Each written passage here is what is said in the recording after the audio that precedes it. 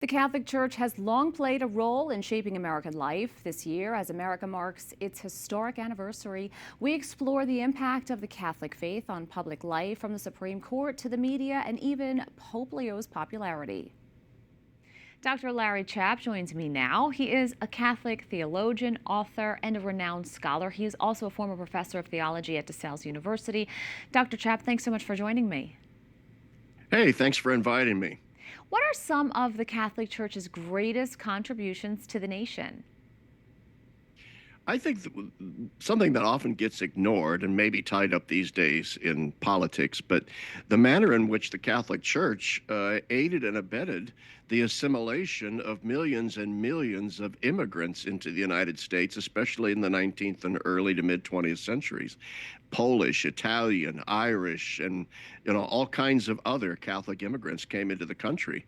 And they could have just sort of become a fractious element within our society, but the Catholic Church helped to bring them into the great melting pot that is America. And I think this is a contribution the church has made that is often overlooked. And we're seeing now, not just in the United States, but around the world, some divisions. What can Catholic social teaching offer to help strengthen the nation? Well, I think there's several things. Obviously, first and foremost is the acknowledgement that the moral law upon which all social teaching is based is grounded in the transcendence of God. It's grounded in a reality beyond the purely utilitarian, the pragmatic, the practical, that ultimately our contribution in terms of social teaching is to remind our brothers and sisters in the United States that the moral law is real, that it comes from God, and that it's something we have to pay attention to.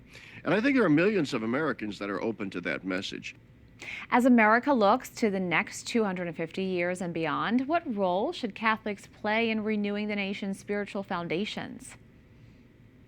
Well, I think in emphasizing all those things, but I think also assimilating this new wave of immigrants. This seems to be a common theme of Pope Leo's.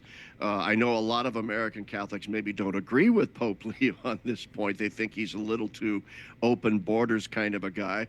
But nevertheless, given the fact that we do have millions and millions now, especially of Latinos in the United States, I think the church can once again aid and abet the assimilation of a very, very large immigrant population into our nation.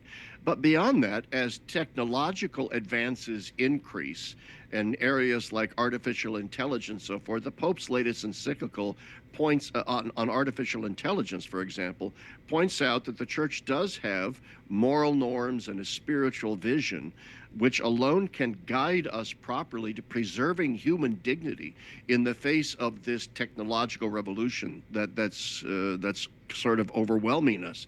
I can't predict what it's going to be like in 250 years, but I do think that over the next 50 years, the Catholic voice, especially with regard to human dignity and the importance of preserving human dignity in an age of digital revolution, I think is of enormous importance. Certainly many topics facing all of us at the moment. Dr. Larry Chapp, thank you so much. Thank you.